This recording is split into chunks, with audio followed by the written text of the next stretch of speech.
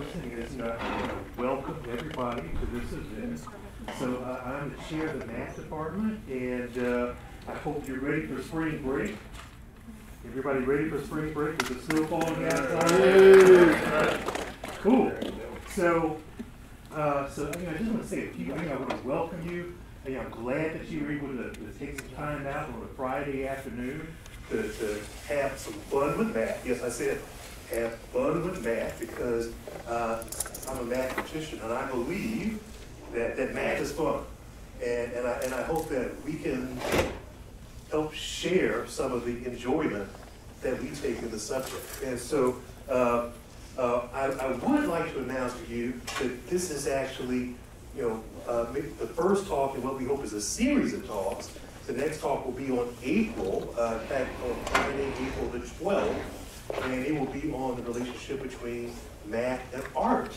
So there would be an art focus in this relationship to mathematics. But having said that, I am going to give up the floor to Professor Robert Kuhar, who is going to talk to us about math and music. Great. Hey, welcome. A couple of things. I've got a mirror taped on my speaker here, and a laser pointed at that mirror, and there's the picture right there's the reflection of that. And so we're going to take a look at a couple of things.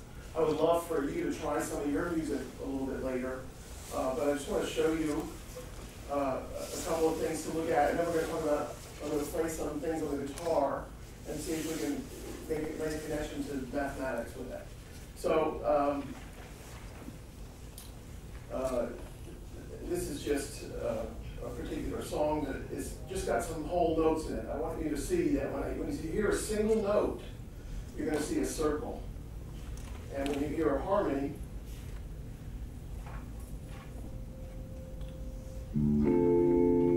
you're going to see several loops or pedals. So when we see a single note, we're seeing a single circle. And when we see a harmony, right, more than one note, we're getting some interaction.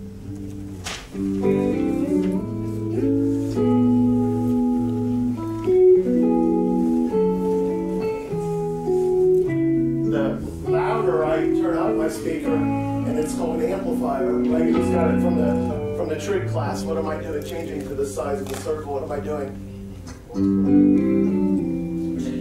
Amplitude. Amplifier amplitude. There's an octave. When you see an 8, you see we're going to be talking about an octave. There's a fifth. There's an octave.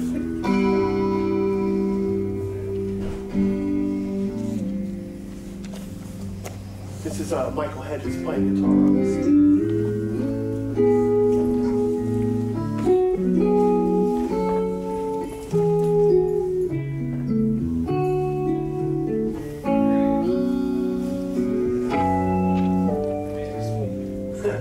Pretty cool.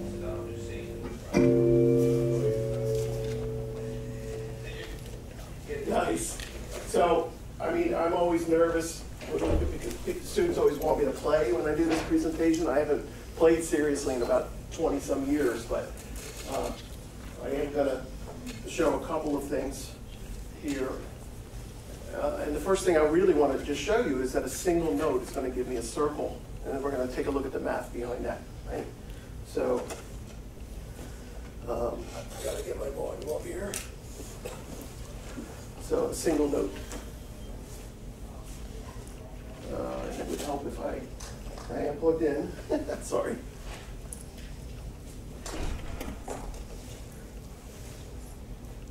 I am plugged in, right? Oh, I don't listen. Sorry. Okay. So a single note. Maybe not.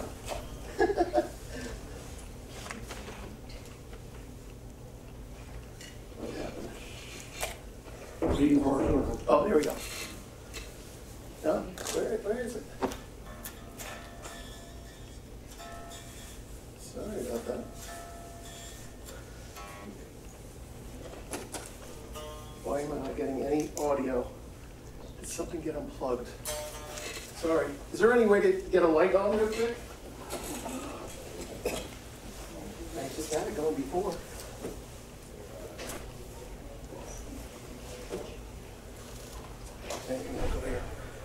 That's the physics. Yeah. In physics, we say when it doesn't work, it's usually because it's not plugged in. No electrons. Okay. Okay. It should be working. Okay, let's see. Now you can probably. Your guitars on channel. Get channel 2. Here we go. I got it. Nope. Jeez. What happened? Okay. All right. Improvise. Favor that main knob, right? No, the closest to you. Yeah. Turn that all the way down for me. Got to improvise a little bit. Sorry.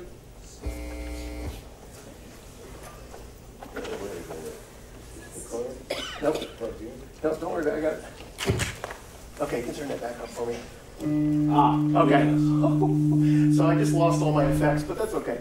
So a single note.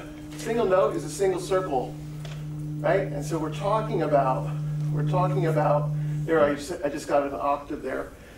I'm reflecting on the speaker, okay? And the speaker's rotating, so that's obviously what's giving me, right, this circle. But why is the speaker rotating that way? Oh, now I lost my computer. Ha. Glad you all made it today. Here we go. So, oh boy.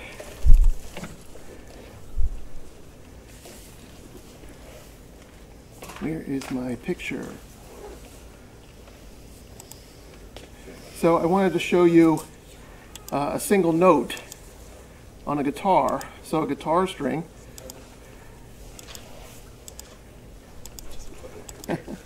Can't find it. There it is.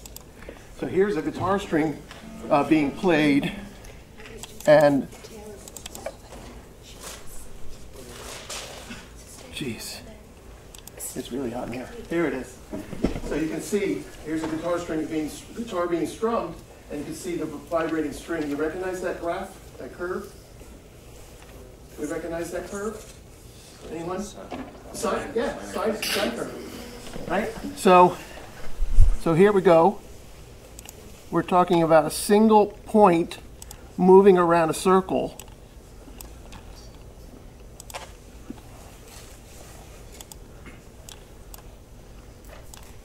A single point moving around a circle, right? And there it is. I'm tracing out the height of that, right? Of that curve, of that circle point, right? And there's my single note. So there's that note moving around on the speaker, right? Being reflected, creating that same wave as the guitar string, right? So the interesting thing happens is what happens when we start mixing notes together, right? And so here is an octave. This is me playing an octave. So I'm playing a string length of, say, it's length 2, and if I cut that string in half to length 1, I get the same pitch higher, called an octave, right? So here is, let's take a look at the picture. I get a figure 8. And there is my octave. I mean, it's interesting to think about, I don't know if you know music at all, but we call an octave an 8 VA, right? And the first time I saw an 8 come out when I was playing an octave, I was like, what? And of course, do, re, mi, fa, sol, la, ti, do, it's the 8th note of the scale, right? But it turns out it's not as cool as that. It's really just lowest common denominators is what's happening. So I've got a 1/2 ratio, right? And so 1 times 2 is giving me the 2 pedals, right? So just to let you see, if I cut a string of length 3 into length 2, right? I cut one third of it off, I get a 5th, and this is my 6-sided star here, or 6-sided flower. And so that's my 2/3. So what's making this thing give me a nice picture is, of course, right, that the 2 and the 3 will eventually meet up again, just like LCDs, right, or times tables. if I play something that's dissonant, right? Something it's having a hard time settling to a nice looking place, right? But if I play something that sounds better together, right? I get a little bit more of a, right? And it's just like rational and irrational numbers kind of idea. So let's take a look at what happens with the octave, right? I want to take a look at, Harold, you need to come through here. So when I do an octave,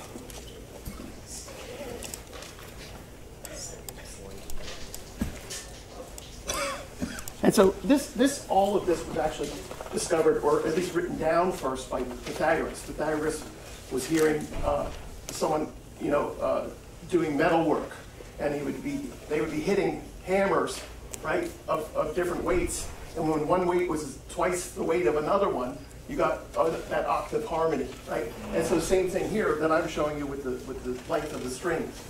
So what I have is I have 2 points moving around a circle now. So since I'm playing 2 notes on my guitar, right, there's 2 points moving around a circle, so 2, and one of them is moving twice as fast as the other, right? Can you see that? So that's the same as my string length of 1 and the string length of 2, right? And so what's going to happen is there's an interaction between those 2 points on the circle. What it's going to do with the single point is a circle. The other single point is a circle, but twice as fast. And then together, they're going to cause that little interaction and give me that shape for the octave.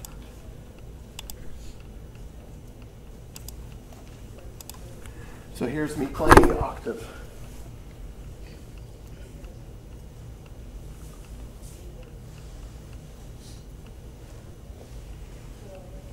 Integer string lengths will give nice shapes, right? Nice harmonies. And so this is one of the things that Pythagoras was always talking about. That, right, if you're always using these whole numbers, you're going to be able to explain a lot of the things in the universe. So there's my octave, a figure 8. Let's watch that one again up here.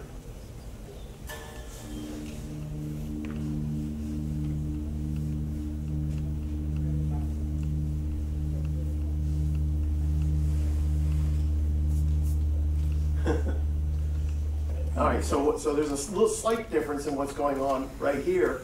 I've got a decay factor happening, right? My note's not going to last forever. If my pedal didn't fail me, it gave me a sustained, it would just keep the note going strong. But so this one, right? No loss of sound quality at all. That's why it's this perfect picture. So let's take a look again at the fifth, because we're going to look at that on Sketchpad in a second. So here's my fifth. I've got a string length of 3 and a string length of 2. And then I don't know if you can see the 2 by 3. Can you see the 6 pedals? It's a little bit hard to count them. I wish I could, if I could freeze it, you could see it. I think I can get myself to see the 6 right around there.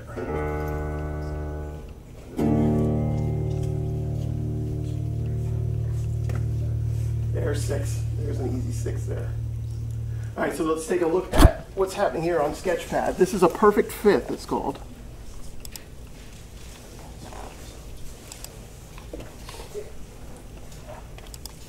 Oops. So when I play my perfect fifth, I've got one sine wave of, right, sine 2x and one sine 3x. So, right, one is moving 1.5 times fast as the other one, right? And so here is my picture of my perfect fifth. Sorry.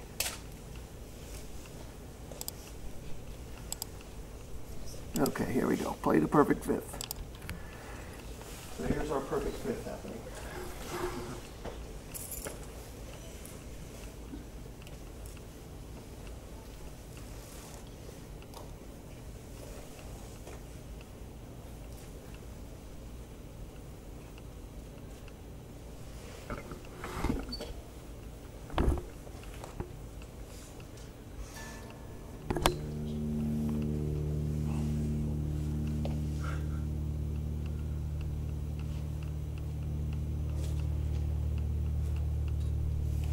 Now there's something called a harmonograph, and you can find them on YouTube a lot. So what actually is happening is called a rotary harmonograph. What's going on with my speaker is actually creating a three-dimensional object, right? It's moving in and out and around, right? And I'm just capturing some flat image of it here on the ceiling. And there's my harmony of a fifth. So as soon as I throw in a little extra sound, it's gonna, right? There's the vibration of the speaker, right?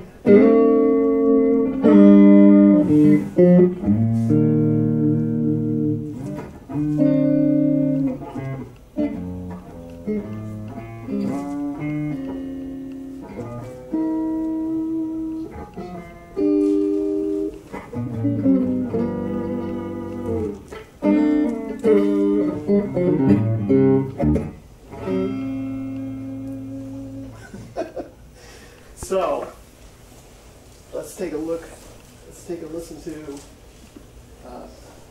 another piece of music here. So one of the things I want to do is, if you have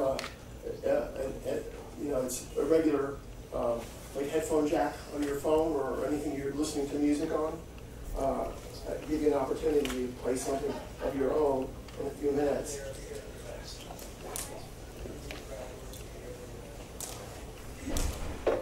So we were playing a little bit of Indian music before, and I just loved the way the top loads. So I want you to see some of that. So it's here another one.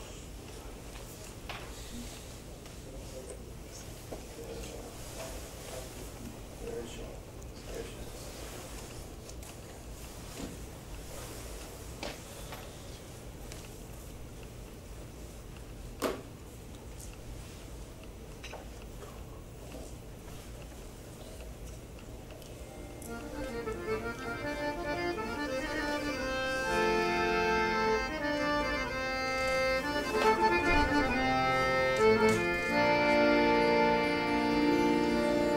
So my speakers, the high tones are coming out of the speaker. So this is just resonance on that bigger speaker.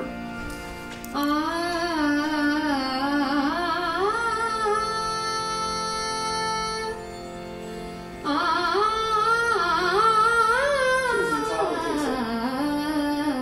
Monica, is this what we were playing before?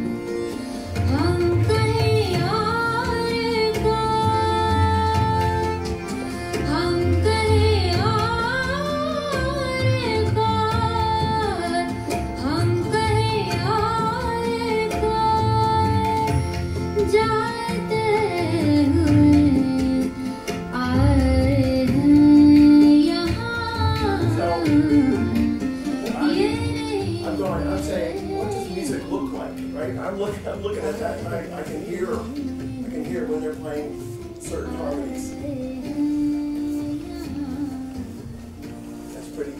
It's fascinating.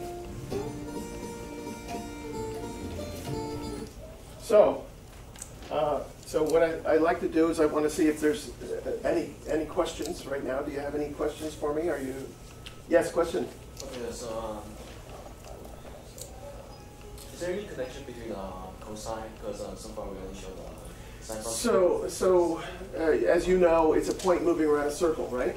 Yes. Okay, so there's an x-coordinate and a y-coordinate of what's going on. And so if you look at my perpendiculars of my 2 points, that's how I'm getting the interference of those two string links, right? I'm using perpendicular for one point, right? And well, perpendicular to this line and horizontal to this line to find that intersection, right? And that's that path that's being traced on the speaker.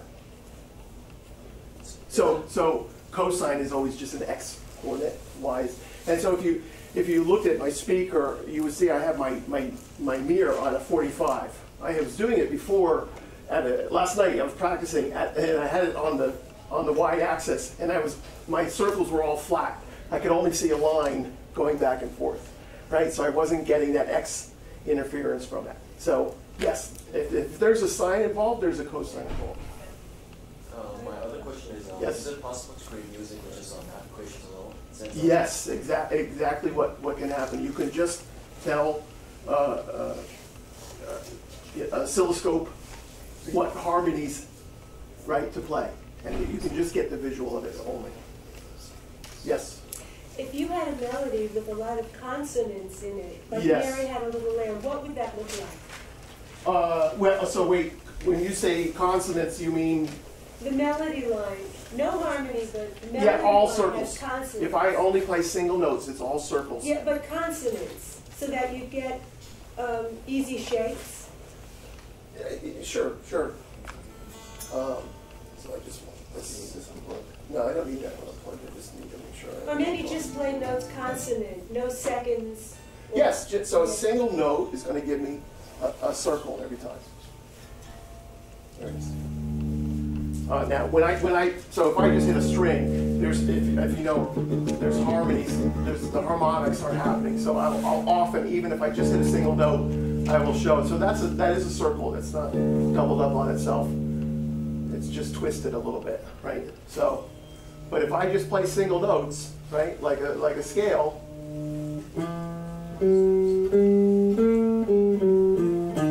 I'm just going to get single circles. As soon as I put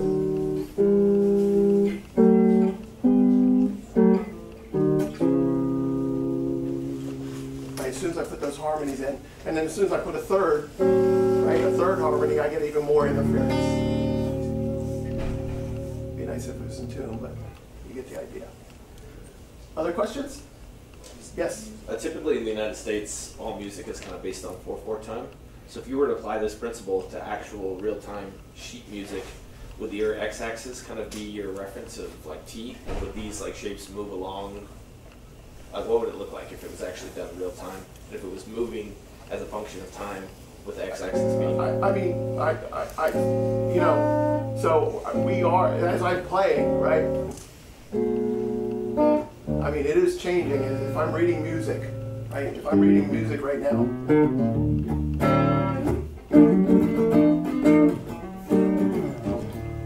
so I mean, it is playing. I don't know if you're talking about something moving across. Like how you read sheet music, how would it look? Would it be just shapes moving?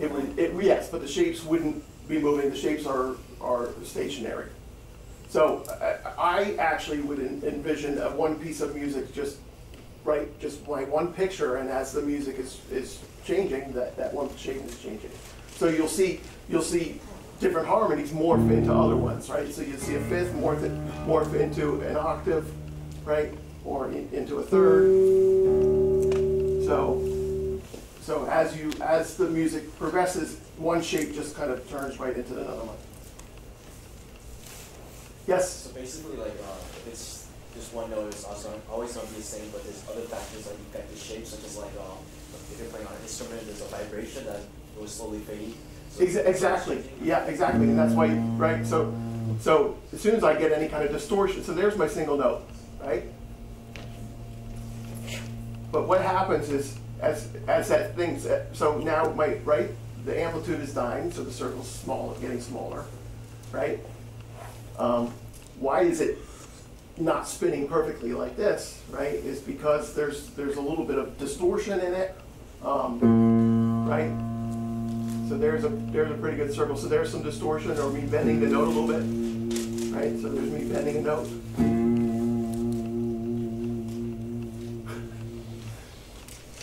Cool. What else? Anything? Yes? So do all the single notes create the same circle? Yeah, not the same. So so you'll see often, right, when the music was playing, you'd see really big, right? So my speaker is going to react to the frequency, that speed, right? And so if I've got a really low note, right, that's really going to give me that big circle at the end, right? And so if you'll see the higher notes, so let's see if I can play something else here.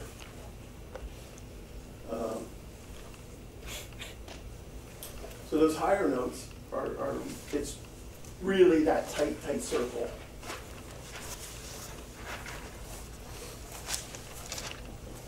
So pitch, as it relates to the X and Y axis, if it's lower, it's going to be wider along the X axis. If it's higher, it's going to be higher along the Y axis. When I get when the frequency is faster, right? So that's right. When that frequency is that big note, it's just stretching out my speaker like that. So that all single notes are that circle, right? And so if I had mirrors everywhere on here, right, and I could just show the entire speaker, every single note would sound the same. But because I'm focused on one particular point on my speaker, right, the high notes look different than the low notes, that type of thing. Could you show us again? Yes, show what again? High and low notes. Sure. Yeah, I was going to put one on the song here, but so again, the real size is the amplitude. But if I'm just playing this is my lowest note on my guitar, okay, and here's the octave higher. You can see, I mean, so it's the same. It's another circle, right? My lower one is just I'm getting a little. There we go. So it's sideways, but it's a circle. So there's a lower note, right? Here's a higher note.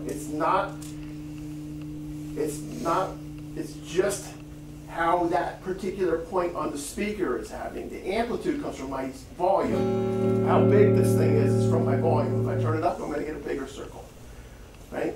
So, but again, those notes are moving at different speeds around the circle, which is going to put my speaker in a different position, right? And that's why the circles look different sizes.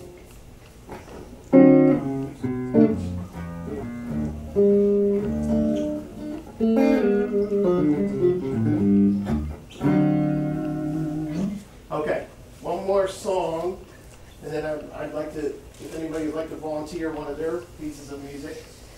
Is there any lights for me? A little bit of light? Yeah. A little light. I'd kind of like to see what this crazy deck whistle looks like.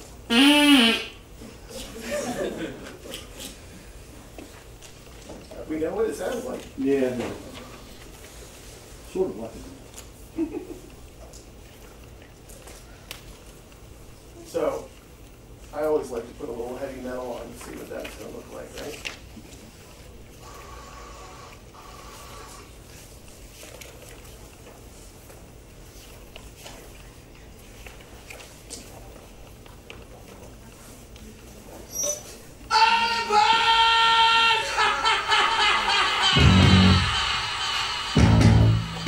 I always say the uglier the music, the uglier the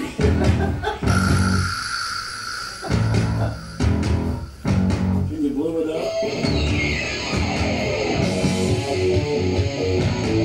You can really see what's changing that is the bass drum. You can really see the bass. You can really get the blow notes out of what's happening.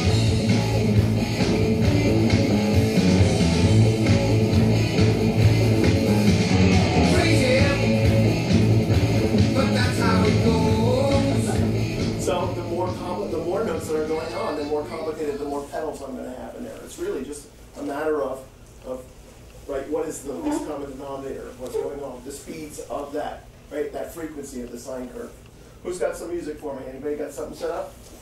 I don't have a dongle for But it's only Yeah. has to be anybody have a dongle or headphone. not? What do you got for me? I have a song. Okay, next. Is it all set? Is it playing? Yeah. Play. And where's your input? Thank you.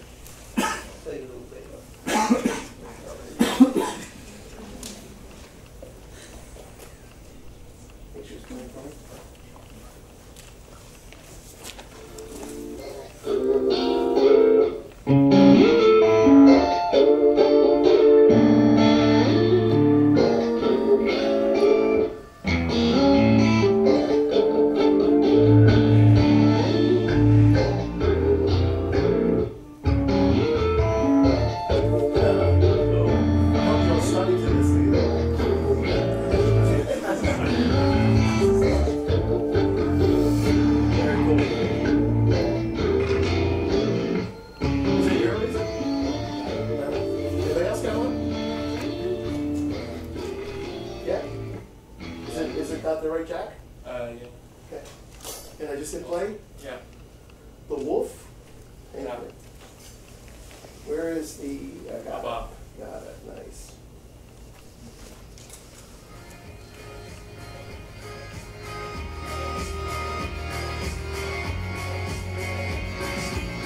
And you see, again, my speaker's got a tweeter, right? So it's picking up all of those low, right?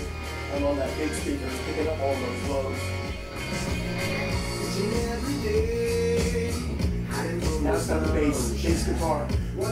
See the single note, it's got all the basses on one's here. Cool. Nice. All right. Any other questions? We have some lights. Well, we started a little early, so it only lasted 40 minutes, but that's the presentation. Math and music, thanks for joining us.